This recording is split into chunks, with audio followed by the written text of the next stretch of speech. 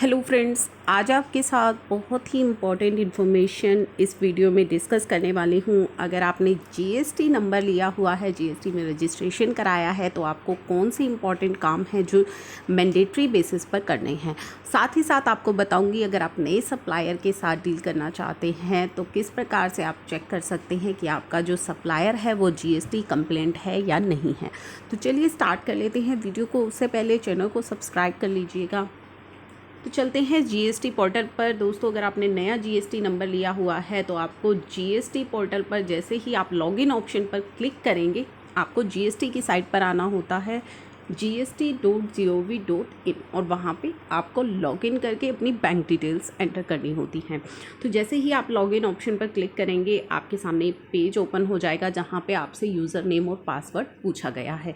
लेकिन आपको यहाँ पे लॉगिन नहीं करना है। आपको नीचे दिखाई दे रहा होगा फर्स्ट टाइम लॉगिन, तो आपको फर्स्ट टाइम लॉगिन पर यहाँ पे क्लिक करना है। यहाँ पे आपको अपनी डिटेल्स डालनी है, अपना जीएसटी नंबर या फिर प्रोविजनल आईडी, यूआईएन और उसके बाद अपना पासवर्ड, और फिर आपको कर लेना है लॉगिन। तो ये तो था लॉगिन जो फर्स्ट टाइम अगर आप कर रहे हैं, और उसके बाद आपको बैंक डिटेल्स जो है अपनी यहाँ पे सबमिट करनी होती है, क्योंकि आपसे रजिस्ट्रेशन के टाइम पर कोई भी बैंक डिटेल्स नहीं मांगी जाती हैं। जब आपका सर्टिफिकेट आ जाता है उसके बाद ही आप अपना बैंक में अकाउंट ओपन करा पाते हैं। नेक्स्ट इंपॉर्टेंट काम आपको करना है, आपको जाना है सर्विसेज के अंदर, उसके बाद आपको जाना है यूज़र सर्विसेज। एक बार मैं लॉगिन कर लेती हूँ।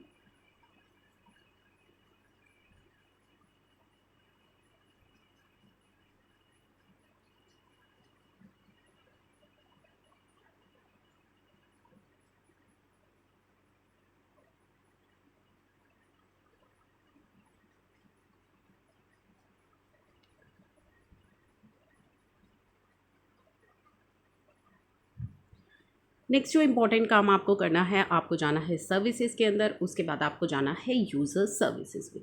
यूज़र सर्विसेज में 4th नंबर पॉइंट पे आपको दिख रहा है व्यू एंड डाउनलोड सर्टिफिकेट। आपको इस पर क्लिक करना है और अपना जीएसटी रजिस्ट्रेशन सर्टिफिकेट यहाँ से डाउनलोड कर लेना है। आपका जीएसटी रजिस्ट्रेशन सर्टिफिकेट आपके प्रिंसिपल प्लेस ऑफ बिजनेस पर होना मैंडेटरी है, अदरवाइज़ आपके ऊपर फाइन भी लगाया जा सकता है, पेनल्टी भी लगाई जा सकती है। नेक्स्ट इम्पॉर्टेंट काम ये है कि मान लीजिए आप अभी अपने जो प्रिंसिपल प्लेस ऑफ बिज़नेस है वहाँ पे अभी आप बिज़नेस नहीं कर रहे हैं, किसी भी रीज़न की वजह से अभी वो अंडर कंस्ट्रक्शन है या फिर अभी वहाँ पे कुछ काम चल रहा है, तो आपने जो है नियर बाय आप कहीं और किसी ऑफिस आपने लिया है जहाँ से अभी आप ऑपरेट कर रहे हैं, या फिर आप गोडाउन में से ही अभी काम कर रहे हैं, आपने कोई गोडाउन लिया है, तो जितना भी जहाँ से भी आप काम कर रहे हैं इस वक्त, आपको उस प्लेस को भी, मान लीजिए अगर वो गोडाउन है तो आपको उसे as an additional place of business जो है रजिस्टर कराना होगा। अगर वो आपका गोडाउन नहीं है, अभी आप किसी और के प्रीमाइसेस में बैठकर अपना काम कर रहे हैं, तो आपको उस एडिशनल प्लेस ऑफ बिजनेस की डिटेल भी जो है उसको भी रजिस्टर कराना होता है। अदरवाइज़ आपको इसकी जो है काफ़ी भारी नुकसान हो सकता है, पेनल्टी आपको जो है फेस करनी पड़ सकती है अगर आप इसे रजिस्टर नहीं कराते हैं। सेकंड रीज़न ये हो सकता है कि हो सकता है आप अपना बिज़नेस बढ़ाना चाहते हैं, आपका अभी एक गोडाउन है, आपने एक और ले लिया है, आपका कोई वेयर हाउस है, तो सभी प्लेसेस को, जो भी आपके एडिशनल प्लेसेस हैं, उन सभी को आपको रजिस्टर जो है कराना होता है। तो किस प्रकार से रजिस्ट्रेशन आपको करानी है ये भी बताऊंगी, लेकिन उससे पहले एक और इम्पॉर्टेंट चीज़ कि अगर आपने जीएसटी नंबर लिया हुआ है तो काफ़ी सारे लोग ये क्वेश्चन करते हैं कि हमारी सेल परचेज़ नहीं, हमारी कोई ट्रांजैक्शन नहीं है, क्या हमें जीएसटी रिटर्न फाइल करनी है। काफ़ी सारे लोगों ने फ़ाइल भी नहीं की होती। तो जीएसटी रिटर्न फाइल करना सभी के लिए मैंडेटरी है, चाहे आपकी कोई ट्रांजैक्शंस हैं, कोई सेल परचेज़ है या नहीं है। जीएसटी रिटर्न सभी केसेस में जो है फाइल करनी पड़ेंगी, और नहीं फाइल करते हो तो लेट फ़ी जो है इसके लिए एप्लीकेबल है, चाहे वो नील रिटर्न हो।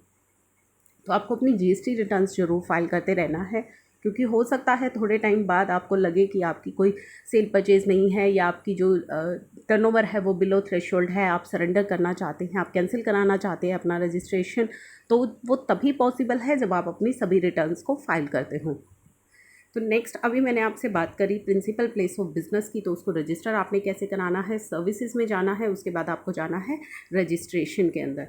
रजिस्ट्रेशन में जाके amendment of registration core fields पर आपको करना है क्लिक, जहाँ पे आपको काफ़ी सारे ऑप्शंस दिखाई देंगे। मैंने ऑलरेडी जो है सेव की हुई है, पहले मैं उसे हटा देती हूँ ताकि आपको जो है मैं बता सकूँ कि किस प्रकार से आपको एक्शन लेना है। तो आपको जाना है सर्विसेज के अंदर, registration. Now registration, amendment of registration core fields पर आपको जाना है, जहाँ पे आपको बिजनेस डिटेल्स, प्रोमोटर पार्टनर्स की detail, principal place of business और नेक्स्ट हमारा आ जाता है एडिशनल प्लेस ऑफ बिजनेस की डिटेल्स आपको यहाँ पे देनी होती है। तो यहाँ ऑलरेडी एक प्लेस को उन्होंने एडिशनल प्लेस ऑफ बिजनेस दिखाया हुआ है। अगर आपके एक से ज़्यादा प्लेस हैं तो आप यहाँ पे उसको चेंज कर सकते हैं। यहाँ पे ऊपर आपको नंबर ऑफ़ एडिशनल प्लेसेस में 1 दिखाई दे रहा है, यहाँ पे आप उसको एक से ज़्यादा भी कर सकते हैं। तो चलिए, इसमें कौन सी डिटेल्स आपको देनी होती है। आपको अपना पूरा एड्रेस यहाँ पे देना होता है, जिसे भी आप अपना एडिशनल प्लेस ऑफ बिजनेस दिखाना चाहते हैं उसका एड्रेस आपको यहाँ पे देना होगा। उसके बाद ईमेल आईडी आपसे, टेलीफोन नंबर पूछा गया है, मोबाइल नंबर पूछा जाता है, फैक्स नंबर पूछा जाता है। ये तो बेसिक डिटेल्स है जो आपसे नॉर्मली पूछी जाती हैं। उसके बाद है nature of possession of premises. यहाँ पे आपको नेचर सेलेक्ट करना है कि आपका खुद का है, रेंटेड है, लीज्ड है।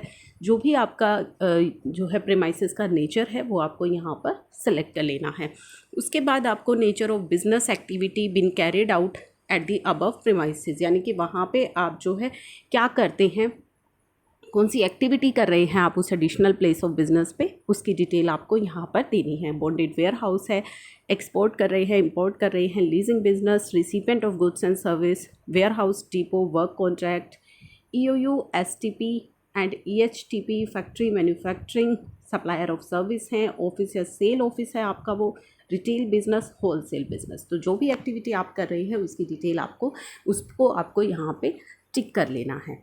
और उसके बाद लास्ट जो आपके पास आ जाता है फिर वेरिफिकेशन का। उसके बाद आपको वेरिफिकेशन करनी है और आपका जो ये प्लेस है ये आपका एडिशनल प्लेस ऑफ बिजनेस जो है रजिस्टर हो जाएगा। नाउ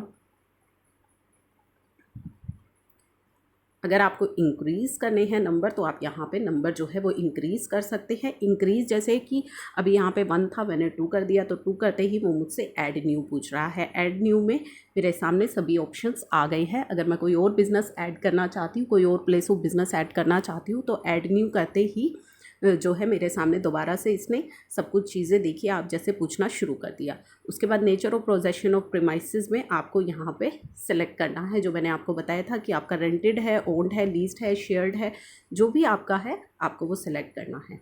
तो इस तरीके से जब आप अपनी सारी डिटेल्स यहाँ पे डाल देंगे उसके बाद आपको ये सेव एंड कंटिन्यू करना है। लास्ट में आपसे पूछा गया है रीज़न की किस वजह से आप जो है इसको एडिशनल प्लेस ऑफ बिजनेस में मतलब क्यों आप दिखाना चाहते हैं, डेट ऑफ अमेंडमेंट किस डेट से आप चाहते हैं कि ये इफेक्टिव हो जाए। उसके बाद आपको ये सेव एंड कंटिन्यू करना है। फिर आपकी वेरिफिकेशन यहाँ पे मांगी जाएगी, जिसमें कि सिंपली आपका जो है ऑथोराइज सिग्नेटरी का नेम, डेट, प्लेस एंड आपको DSC के थ्रू जो है आप इसे रजिस्टर करा सकते हैं। नेक्स्ट अब बात आ जाती है कि मान लीजिए आप किसी नए सप्लायर के साथ डील करना चाहते हैं और आप चाहते हैं कि उस सप्लायर की डिटेल्स आप देख सकें कि क्या वो GST कंप्लेंट है या नहीं है। तो इसके लिए बहुत ही इम्पोर्टेंट जो है चीज़ मैं आपको यहाँ पे बता रही हूँ। आपको जाना है सर्च टैक्स पेयर के अंदर। 3 ऑप्शन आपके पास आ जाते हैं, सर्च बाय GSTIN या UIN, search by pan and search composition tax payer. तो अगर आप GSTN नंबर के थ्रू आप चेक करना चाहते हैं तो सिंपली आपको सप्लायर का GSTN नंबर यहाँ पे एंटर करना है, जिस भी सप्लायर की डिटेल्स आप जानना चाहते हैं।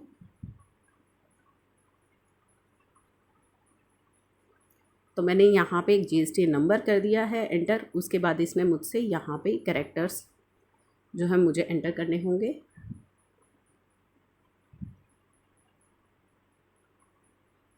और यहाँ पे आप देख पा रहे हैं जैसे ही मैंने एक सप्लायर का GSTN नंबर एंटर किया मेरे सामने उसकी पूरी डिटेल्स निकल करके आ गई हैं। उसका लीगल नेम ऑफ बिज़नेस क्या है, ट्रेड नेम क्या है, ज्यूरिसडिक्शन क्या है, state jurisdiction, date of registration उसने कब लिया है, कॉन्स्टिट्यूशन ऑफ बिज़नेस, उसका GSTN एक्टिव है या नहीं है, ये डिटेल भी आपको यहाँ पे दिख रही है। नेक्स्ट अब बात करें हम शो फाइलिंग टेबल की। तो शो फाइलिंग टेबल पर जैसे ही आप क्लिक करेंगे आपको यहाँ पे दिखाई दे रही है पूरी की पूरी GST रिटर्न्स की समरी की कौन सी GST रिटर्न्स जो हैं वो फाइल कर चुका है। तो यहाँ पे आप देख पाएंगे कि कितना वो कंप्लेंट है GST के अंदर, क्या वो रेगुलरली अपनी रिटर्न फाइल करता है। तो तो ये सभी डिटेल्स आपको यहाँ से ईजिली मिल जाएगी। अगर आपको लगता है वो कंप्लेंट है, वो अपनी रेगुलरली अपनी रिटर्न फाइल करता है, सब कुछ करता है, तो आप जो है उसके साथ डील कर सकते हैं। अगर आपको लगता है कि आपका सप्लायर कंप्लेंट नहीं है, ना ही वो जीएसटी रिटर्न्स फाइल कर रहा है, तो ऐसे केस में आपको बहुत ज़्यादा कॉन्शियस होने की ज़रूरत है। तो ये थी कुछ इंपॉर्टेंट चीज़ें जो मैंने आपके साथ डिस्कस करी है इस वीडियो में। आई होप ये आपके लिए हुई useful. Thank you for watching.